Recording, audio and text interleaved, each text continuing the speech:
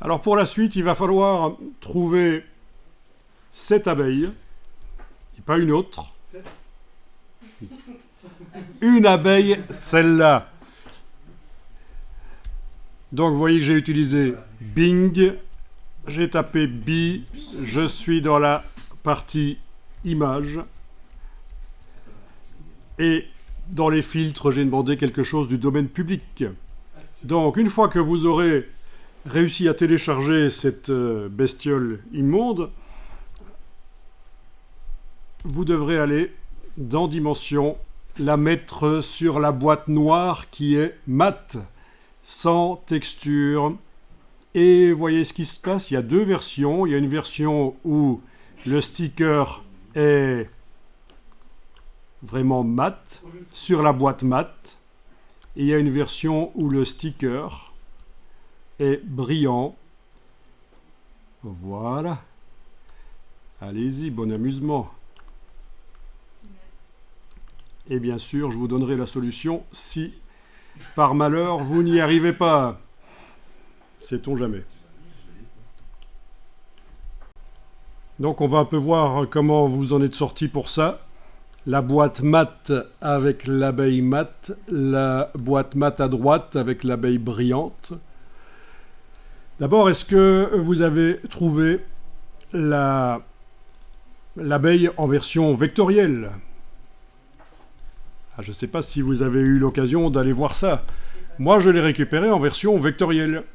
Et voilà, et j'en ai fait une version Adobe Illustrator. Il a suffi que j'ouvre le .svg dans Illustrator et que je l'enregistre au format Illustrator. Voilà, c'est du vectoriel. D'accord ? Alors, dites-moi un peu qui parmi vous... Allez, mieux comme ça. Qui a récupéré la version vectorielle. Levez la main, merci. Bon, alors, ceux qui n'ont pas réussi à prendre la version vectorielle, on va aller la chercher ensemble. Donc, la recherche sur Bing.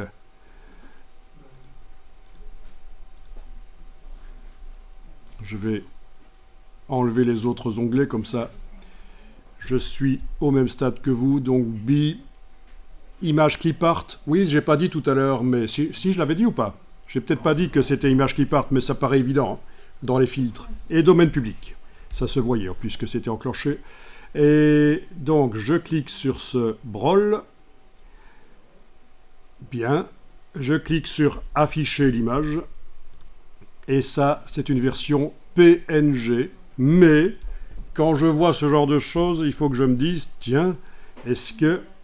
En revenant en arrière là et en allant visiter le site, est-ce qu'il n'y aurait pas la possibilité de la trouver en version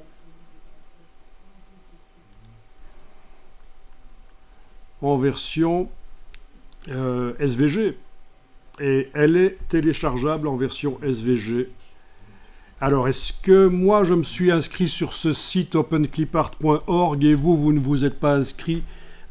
Franchement, si ça vous demande de vous inscrire, ne le faites pas parce que règlement général de protection des données, il ne faut pas aller vous inscrire n'importe où, mettre votre adresse mail.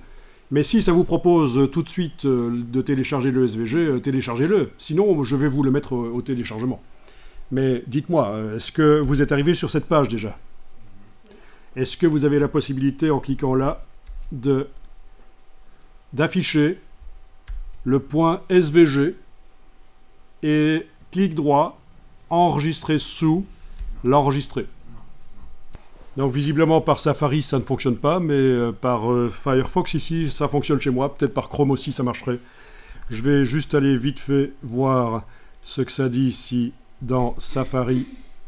Je l'affiche comme ça, clic droit, eh ben non, en effet, il ne propose pas de l'enregistrer dans Safari. Et fichier enregistrer sous, il va me permettre d'enregistrer la page, mais c'est pas ce que je veux. Ah si, le SVG, si.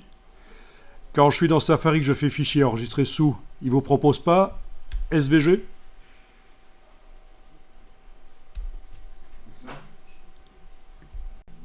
Donc pour télécharger, pour afficher dans le navigateur la version SVG du Bumblebee, voilà l'adresse. Donc j'ai testé, je reteste ici. Quand je tape dans n'importe quel navigateur l'adresse, ça m'affiche ceci et j'espère que vous allez pouvoir, oui vous allez pouvoir de toute façon par le bouton ici télécharger. Donc je vous réaffiche, voilà c'est ça.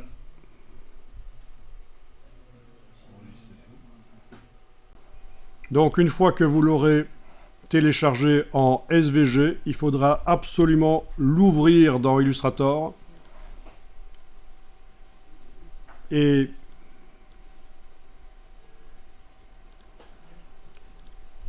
une fois que le SVG est ouvert dans Illustrator, vous l'enregistrez sous format Adobe Illustrator, parce que Dimension ne prend pas le SVG. Donc voilà, c'est la solution. Et alors, une fois que vous serez dans Adobe Dimension, la différence entre les deux, il est très mat, vous voyez, hein, il n'est même pas un peu satiné. Donc si vous avez fait l'exercice et que votre abeille de gauche là brille un tout petit peu, ça va pas, elle est super mat ici, la mienne. Donc je double-clique sur l'image là. Donc je suis au niveau des paramètres de cette image. Et la rugosité est à 100% et l'effet métallique à 0%. Tandis que l'autre, la rugosité est à 25% et le métallique à 100%. Oui, parce que si je modifiais trop la rugosité, si je diminuais trop, on arrivait à un degré de brillance, ce qu'on appelle un albedo en 3D et aussi chez les gens qui observent les étoiles. L'albedo, c'est le degré de réflexion.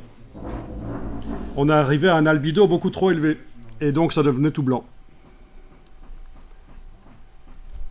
Voilà, albedo ou albédo.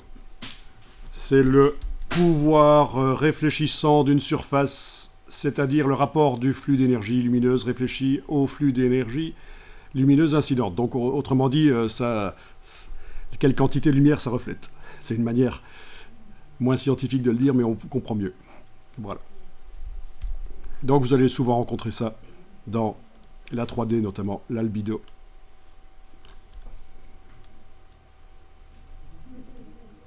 Ça peut être très sympa, donc un objet comme ça brillant sur une boîte mate.